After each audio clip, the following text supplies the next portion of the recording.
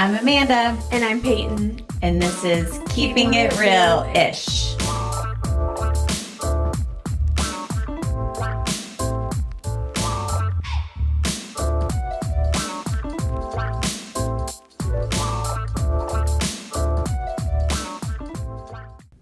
Hello. Welcome back. Welcome back. How's everybody? Pepe, how are you? Doing good. Yeah. How are you? You have I'm something good. exciting. I just had a birthday. Happy birthday. Look at that. Yep. Yeah? 21. Sure. Times two, quite literally. Like literally. Literally Is it times really? two. Yeah. Yeah. 42, 20, yeah. 20. Yeah. Yeah, so I had my birthday. I'm not a big birthday person, but still cool. So cool. So, had a quick little getaway overnight with my husband, and Love it. here we are. Here we are. So, had a short week, abbreviated week because of it. Took off. I just came in for a couple of clients one day and then left. So my week was pretty short last week. Mm-hmm. What about you? How are you?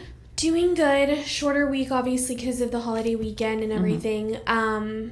And it was a really chill week. It looks like this next week's going to be really chill, too. So, And then I'm going to San Diego next weekend. So it'll, again, be another short week. But obviously, beginning of summer is always pretty chill. People are off, busy, doing their thing on vacations, getting their lives together for summer. So we're starting to kind of slow down, which is okay. It's always good to have some time to just chill. But no, I thought it was so interesting, the news this week that Hailey Bieber sold Rhode to Elf for $1 billion. And Amanda was making fun of me because I was like, that's like not a lot of money. Okay, hold on. She legit was like, I don't know. I just feel like it would have been more. Like I feel just like it could have gone for more. I just feel like $1 billion is just not that much. I was like, the words coming out of your mouth right now are so wild. Like $1 billion is so much money. It is. I get what you're trying to say. I think it's in the grand scheme of like celebrities and like them just having like endless money. To me, I'm like, $1 billion. I know, but like Kylie Jenner's worth $1 billion. But is she still? I don't know if she still is. I would assume probably with all of her like. Well, whatever. didn't she just have like a clothing line? Something. Yeah, like I mean she has a bunch of different brands and so whatever.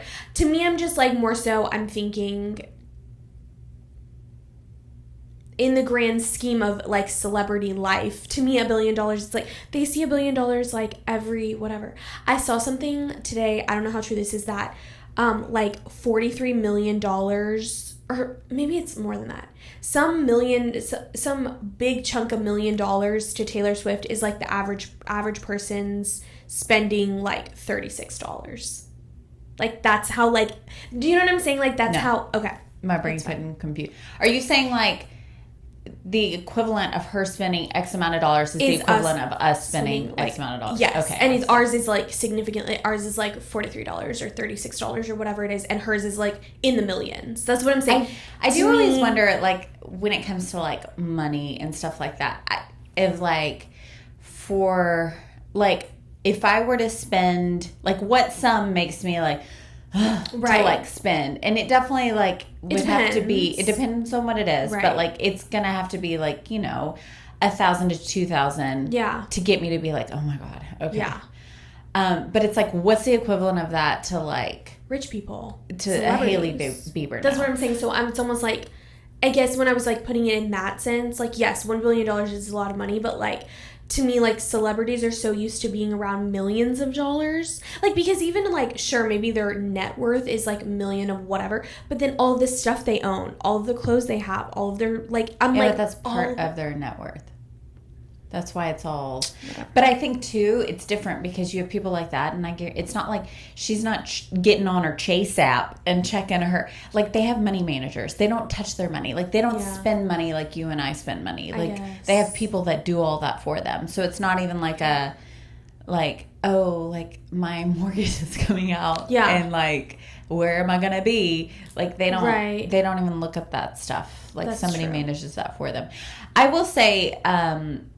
in my, like, Rhodes to me being sold for $1 billion is kind of crazy. And that just shows you, like, the power of the beauty industry, because $1 billion is a lot of money. And I would not put Rhodes in, like, the top 10 cosmetics that are, like, popularity, or, like, what I think of as, like, you know, a big brand being out there. Yeah. Not to say it's not a big brand. I'm just saying, like in the greater scheme of things. Yeah. But a lot of the ones that I probably would are already under the umbrella of, like, these larger, bigger companies, which Elf is probably even owned by, like, L'Oreal or somebody. Whoever. Yeah. I mean, there's that really is only true. Like 3 big ones, and they own just everybody else. But it was interesting. I just obviously wasn't expecting that. Good for her. Good for her. She's Amazing. rolling in her $1 billion. They said her net worth now is like above Justin Bieber's, which, like, obviously makes me happy. I mean, love JB, but he's kind of gone crazy. So I'm like, yeah. Is he okay? I don't know. He's giving Kanye, so it's just weird. But, like, he doesn't. I feel like I haven't heard him speak in a long time. He did this, like, concert show, whatever it was I think, was it SZA? Was it SZA? Mm-hmm. And he, like, kissed her hand. It was weird. He looked like he was, like, on, like, something. fentanyl or something. Yeah. He looked like a zombie. Yeah. I don't know. Let's hope he's okay. I mean, heaven forbid, I would never want to have to be in the public eye like those people have to be. Because who knows? I mean, maybe it's just like he doesn't care. Yeah. You know? And he's everyone's like, oh my God, he's on drugs. Yeah. We're so worried. And maybe he's just like, I don't care. Yeah, I could so see that. But I'm sure you get to that point. Yeah. Yeah. Okay, so for our I'm Obsessed this week, I'm doing something a little different. Perfect. So these are, if you can see them in my screen, it just looks like it's a white box. So we'll see if there's, like, some dimension on that. Right. But these are the towels that I use for cleaning my face. Hello. All right, so they are from the Clean Skin Club. I get them on Amazon. Perfect. I'm not sure where else you can get them, but I love them because they are super soft. They're 100% USDA bio-based. Mm-hmm. They're vegan, which, like, how would you use an animal to create a paper? But whatever. But what I like about them is that they are help me. Combustible? No, not combustible. Let me see the word. They degrade. They why can't I pronounce that word?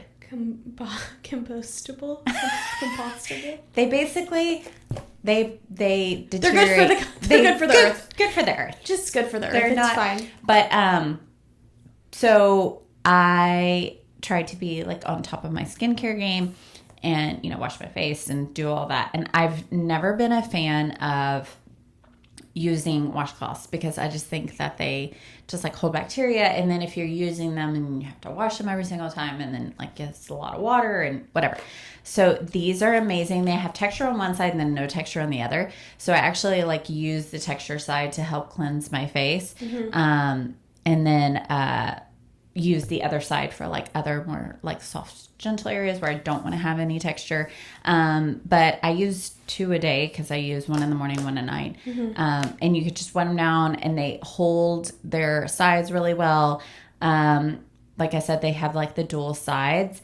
And then you just, like, throw them away and they biodegrade over time very quickly. And so, you know, you're not going to have to worry about, like, bacteria being transferred or anything like that. And so since I've switched to using these, I've always, as we mentioned at the top, I'm 42 now. And so I've always had really oily skin. However, as I've aged, I still have oily areas, but I have more combination skin. Mm-hmm. But I've always struggled with, I wouldn't say, like, acne.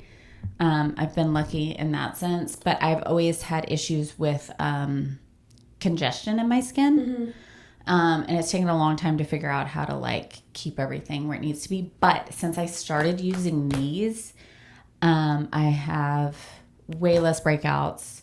and my skin just stays clean and clear more often. So I'll link these through how I get them on Amazon. They're awesome. The price point is not bad. Yeah, so I highly recommend. And they have like smaller sets that just carry like 10, I think. And so I keep those in stock for when I travel too, because I use them like everywhere. Like I do not wash my face without these. So love it. highly recommend. A little skincare. So important is the skincare. It's fine. It's fine. It's okay. Yeah.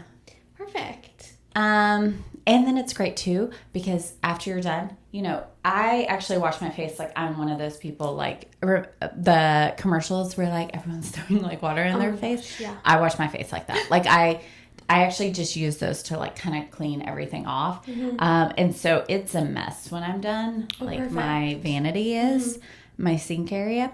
And so when I'm done using it, before I throw it away, I can wipe everything down. Perfect. Love it. Love it. So, yeah. Okay. So, Pay, what are we talking about this week? Okay, so today we're going to talk about clients being late. The dreaded late. Yes.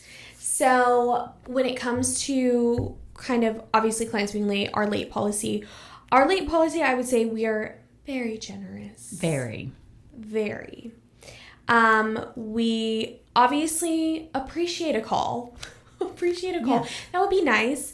And when a client calls saying that they're going to be late, we let them know that our late policy is 20 minutes. So any time after 20 minutes, we potentially obviously we will do our best to accommodate them. It might not be their full service. It might not be with the stylist that was booked, that they were booked with. Or potentially we can't accommodate them at all. We'd have to reschedule. We'd have to reschedule. So, obviously, most of the time, and, you know, I would say majority of the time, we are able to accommodate them in some way, shape, or form, but there definitely have been times, especially during busier seasons, where we just cannot, and we have to reschedule them. So, our late policy is 20 minutes, and then even after that 20 minutes, if they show up and we have to reschedule them, they don't get charged anything, even though, obviously, we lost out on money. But I feel like we're very generous in that regard. I feel like our late policy is very fair. Like Peyton said, like it is rare that we are not in some way taking care of that guest that day. And typically when it is a situation where they want to reschedule, it's because where we are willing to accommodate, like you can see somebody else, or this person can do one of the services, but somebody else will have to do another service. They don't want to do that, which is it's fine, but it's, you know, we have to be reasonable. And so if we can't, then we will reschedule at that point. But typically, even when that does happen, it's because we are willing to accommodate in some way, shape, or form, and they prefer another option. Yeah. So I think it is incredibly generous. Yes. Incredibly generous.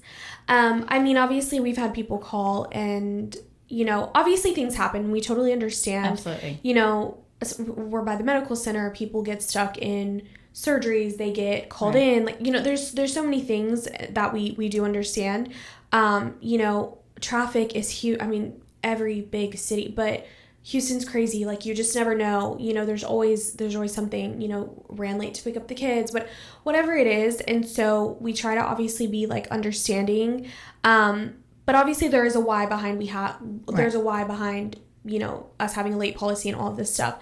I mean, I think one of the biggest things is we block out time, the majority of us, either 45 minutes or an hour. And obviously, I mean, if you're on 45 minutes, 20 minutes, if not later, into that 45-minute appointment, I mean, you have 25 minutes to do a consultation, decide what you're going to do, and then execute the service. Right. And I mean, you know, situations where they have a lot of hair, it's a full highlight, whatever it is. I mean, 25 minutes, if you know, it is not enough time to do hardly anything. Obviously, we're very team-based, so, you know, the hope would be, okay, if they're 25 or, you know, 20 minutes late, you get started on something, and then potentially someone can kind of come in and help and finish or whatever the case may be. But there's sometimes where it's just like literally not realistic. And on top of that, say you do, you know, start them 20 minutes late, then you're kind of setting yourself up to run late the whole rest of the Right. day, which isn't Right. fair for people who are coming in, being on time, and expecting to start their appointment when Right. their scheduled appointment time is. Right. So, yeah, I mean, I feel like it's just one of those things where obviously it's not because we are upset and we don't want to do your hair or anything like that. But there's just like a flow to the schedule, and then obviously, we don't want to be like rushing to do anything. Well, and I mean, I think one of the key things you said is if we then take that client that was late and then we're running late the rest of the day, so then it's not just like, let me figure out how to accommodate this person. It's then how many people are paying for the fact that you've accommodated for this person. And a lot of times it's not like a you're in trouble type situation from our standpoint. It's like it happens. Like, I get it, which is why we don't charge a fee. Our cancellation policy is essentially like we only charge people if you legit like no show. Yeah. Like, that's it. Like, if you like just flat out don't show up, don't call us, don't give us a heads up, we do. And we'll save that for another episode. But I feel like we're super, super reasonable there. Absolutely. And so it's like, if we're ever turning you away or saying like, we can't do this, it's for your benefit. It's for saying like, we can't, we're not going to feel right charging you at the end of the day. Right. Or what it's going to do for everybody else, for your experience, etc. We're not even going to charge you, but like, let's reschedule this because it's just what's going to be best. So I think it's very reasonable because it's like you said, like, we understand, like, we're in Houston, and like, it can change like that to where it's like a drive that takes you 20 minutes can take you an hour and 20 minutes. Right. Like, you so just it's like, never know. I get it, but we have to have like, standards that we just... and that boundary set for sure. Yeah. I had a client, and she was new, and she was running late from work. She was probably like 25 minutes late, and she had just... I think it was for a color and cut, but... Or maybe it was just for a color. Regardless. And she was even like, well, you don't have to blow dry me. And at that point, but it's just like, well, but I want to. Yeah. Like, I want to see, like, especially because I don't know you, I don't know your hair, whatever. I want to see the work that we just did. And so, I mean, obviously, again, like, there's ways that we can accommodate whatever. But at the end of the day, we want to do the service to the best of our ability and, to completion. And obviously, I mean, as much as we are team-based, we still want to be involved in the whole thing. So, yeah, I mean, I will say I think the majority of our clients are really good about our late policy, whatever. But I think it then goes into the topic of, if someone is constantly late, I mean, what are kind of like, and we're constantly taking them, late. Because even though, yes, our late policy is 20 minutes, I mean, it still gets frustrating when someone is 15 to 20 minutes late every single appointment. You know what I mean? Especially for those who are at that 45-minute mark, it's still a good chunk of time that you're missing out on. So what are your thoughts on, obviously, like, should there be a certain amount of times before we're kind of like, hey, we gotta do something else. Something else has to give. You mean somebody that's constantly late, but not to the like late policy that we have? Yeah. To me, that's tricky. I think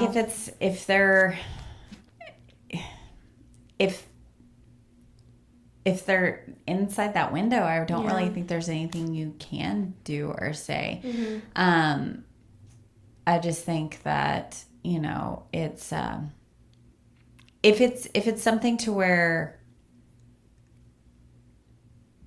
you can kind of like say, just encourage them to like,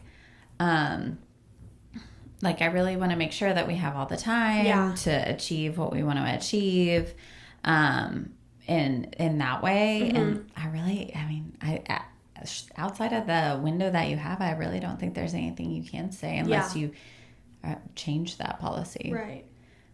It just is what it is.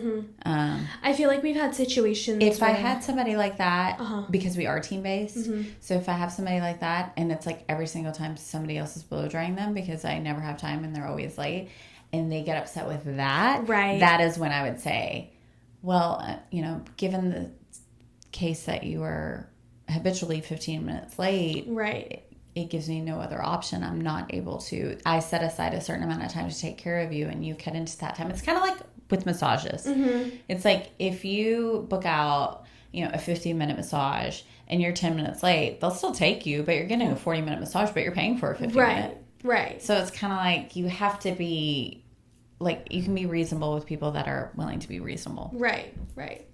Yeah, I would say, and I think too, I mean, we've had situations where people are consistently late, and I mean, to be honest, it just ends up being that they just, we start not being able to take them. Yeah. And then it kind of weeds them out, to be completely honest.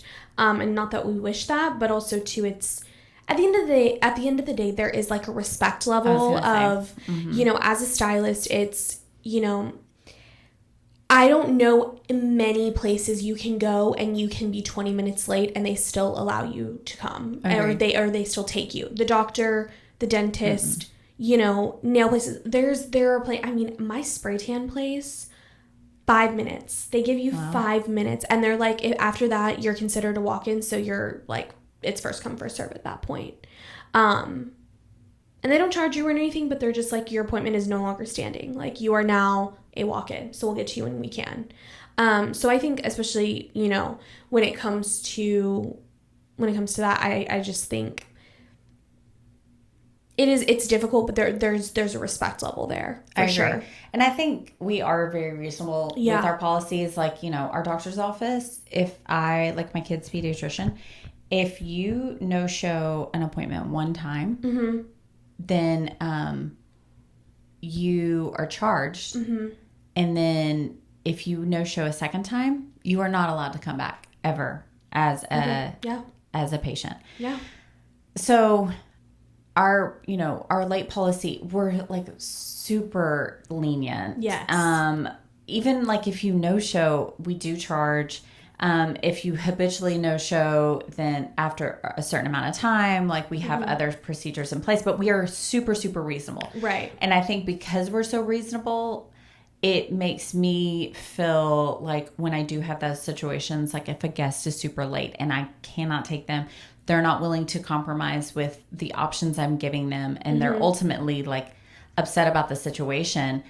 It is what it is. Like, I've done everything I can. And so if you're not willing to like see that side of it, or you can't, like that makes you so upset to where you're like, I don't want to come back here because of it.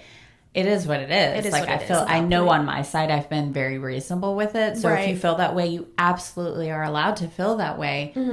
Then, you can find another place to go. And I completely understand that. But I don't, at the end of the day, like feel guilty or bad because I know how reasonable we are. And especially how accommodating we are. And I think at the end of the day, when you have that situation, it does come down to a respect thing. And I don't take it like personally. I don't either. It is what it is. Like I can think of like 2 scenarios in the last like 5 years where I've had a guest show up late. One of them was a new guest. She was super late to her very first appointment at like 30 plus minutes. Yeah. But it was the end of my day.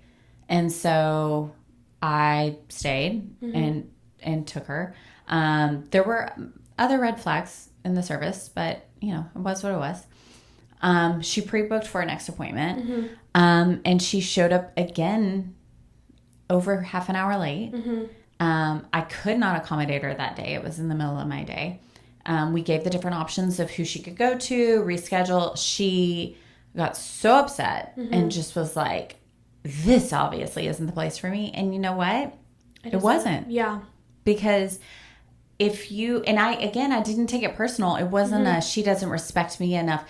I think it was her viewpoint in our industry, and okay, that's fine. But how we operate, like, it's just not going to work. Yeah. And the other was a guest who, it was actually like she was, had been to me quite a few times, was never late. And then it was a really, like, got stuck in traffic, a really crazy thing, basically missed, almost her entire appointment time. Yeah.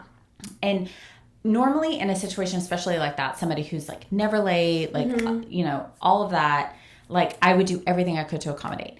And I literally couldn't. Yeah. Like by the time they came in, I was already like shampooing my guests, getting ready for, you know, taking care of their service. And so I literally couldn't. And so she was given, I was busy with that guest, so I wasn't able to go and actually interact with her at all because we just had guest service was already taking care of it because they knew she had pretty much missed her entire appointment.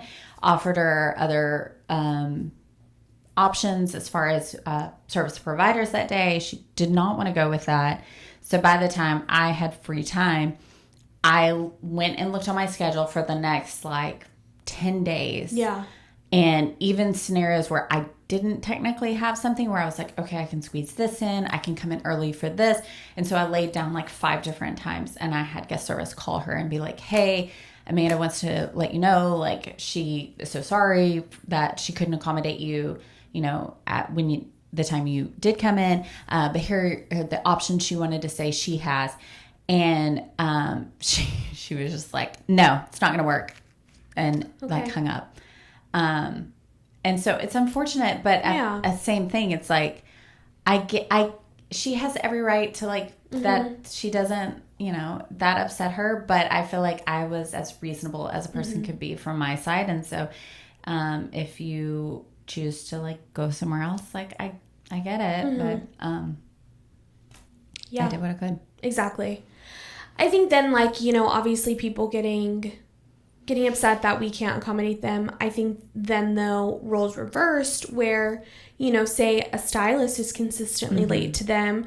It is a little bit hard to have that kind of boundary set with the client. But then when roles are reversed, it's, oh, well, my stylist is constantly late to me. What do you have to say kind of about that situation? I think in that situation, let's say, now if somebody's complaining that you're constantly late and you're talking like 5 minutes or something like that, like, but because let's be real, sometimes it happens. Sometimes you get into a scenario or something goes sideways or whatever where you're like, oh gosh. But if you're like consistently over, let's say 20 minutes, because that's our policy. Yeah. Then I think it does validate like a client being upset and like you need to go back and you need to look at yourself and say like, what, you know, my times, do I need to extend my times? Do I need to be blocking out more? Because then like to me, you are putting them in that situation constantly. And that's not fair. Yeah. So you need to adjust your times accordingly until you can figure out how to be on time at that and then look back and see, can I change it? But yeah, I mean, if you're constantly late, I mean. Yeah. Yeah, I think just being obviously late in general, it's unfortunate, and I think we do the best we can, and I think we do understand, and especially like in our situation, I know, I mean, for people more, you know, on their own in salon suites, whatever, I think obviously looking at your times and seeing what you're willing to accommodate and what you're not willing to accommodate, I think people who are more independent, it's like, I mean, you don't really have a team beside you to help, so I could see it going either way. I could see if you're blocking out a couple hours for them, if you're blocking a little bit of a buffer to where you're willing to take them 20, 30, whatever minutes late, okay. Or I could see theirs even being way less lenient because, you know, they literally don't have anyone else to help. It's just them, you know, and then it really does trickle in through the rest of the day. Because I know when I go, you know, like to get lashes done and she's independent, like if she's running late, it doesn't ever bother me. But I'm like, you know, one person runs late and then the whole rest of her day is she's running late to everybody, you know, whatever. And so, there's the why behind it. And obviously like it's for everybody's best benefit. We never want to rush. We never want, you know, at the end of the day, even though we are all team based, it's like you still want to be providing for that client to the best of your ability, especially if they're about to pay your pricing. And then, you know, it is one of those things. So, but I do agree. I think if a stylist is constantly late, but even with that, hard. Like doctors, like 15-minute late policy. Yeah. how often do you not wait more than 15 minutes to see your doctor? Now, granted, it's a very different, they're not providing a similar service to like what we're providing.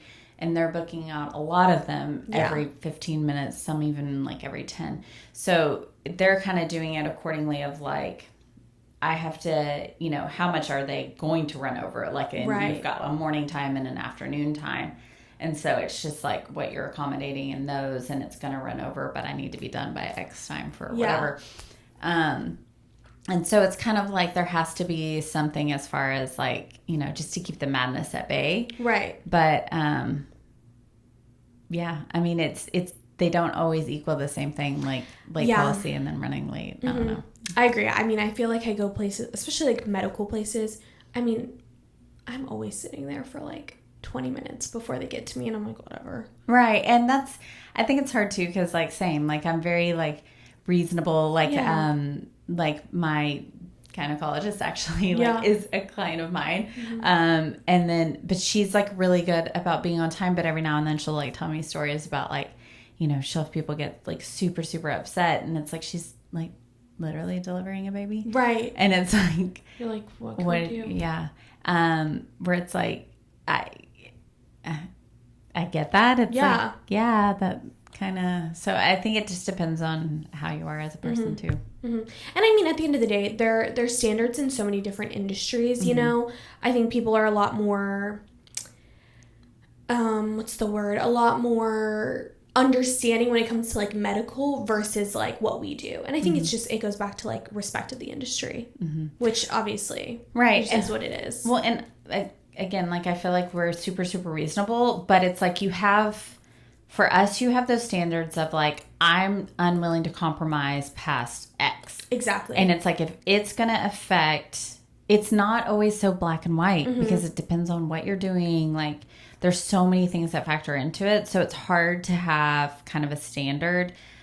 There are going to be variables in there. Like, yeah, we have a 20-minute late policy, but sometimes you have somebody that if they're past, and it'll happen, you know, they'll call and they're going to be like 30 minutes and we're like, I'll make it work. Like you can still kind of figure it out. So there's so much gray area. You have to have a black and white standard, but there is a lot of gray area. And I think it's when you're willing to kind of like be a little bit more accommodating is where when you do have those times where it's like, I just can't hear.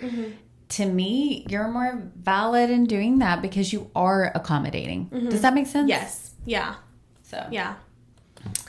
I don't know.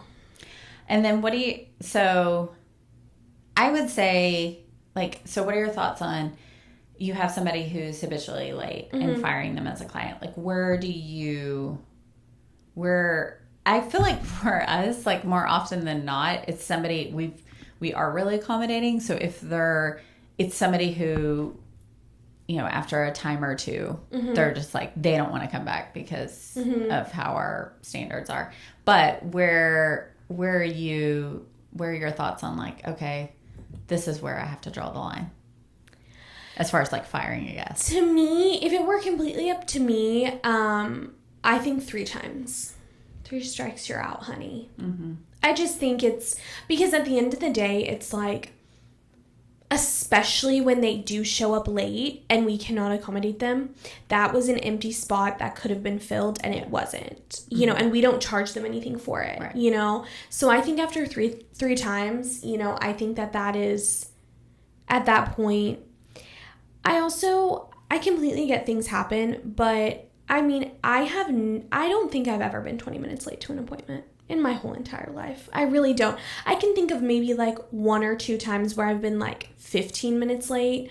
But other than that, I'm like, you just simply need to leave earlier and you need to use your time like better if you're like habitually late. If it's once in a while, okay. I will call if I think I'm going to be on time. Right. If I know I'm anywhere from on time to 5 minutes late, I'm calling. Hey, I think I'm like my map is telling me I'm going to get there at X time. I just heads up just in case. Like, yeah. So it's like, to me, I'm very understanding if it's in every once in a while, in a blue, sure. It happens. But if it's like habitually, like in a row, I'm just kind of like, no, then you're just simply not using your time wisely, or you're not leaving early or whatever. And then unfortunately, maybe you need to find someone who has a little bit more of like flexibility or accommodating. You need like to be that. like, it needs to be like a walk-in type situation Yes. because it doesn't work. Yeah. Mm-hmm. You can't have your cake and eat it too, or whatever that saying is. That's what it is. Good job. Yeah, thanks. Anything else? That's it. Let us know what your late policies are. Yeah.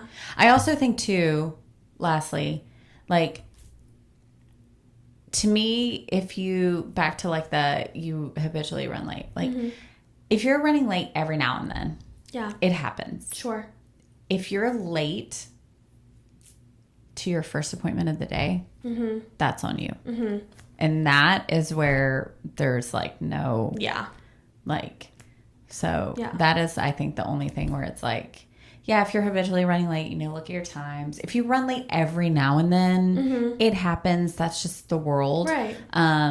But if you are late to your very first appointment, you're not giving yourself time to like get there, get set up, get ready to go. Right. That to me is on you as a stylist behind the chair. Absolutely. I agree. So, yeah. But let us know, like, what are your policies? What are your thoughts? Because I think it depends on your situation too. I think it does too. Yeah. Anything else? Nope. All right. Well, till next time. Keeping Keeping it realish.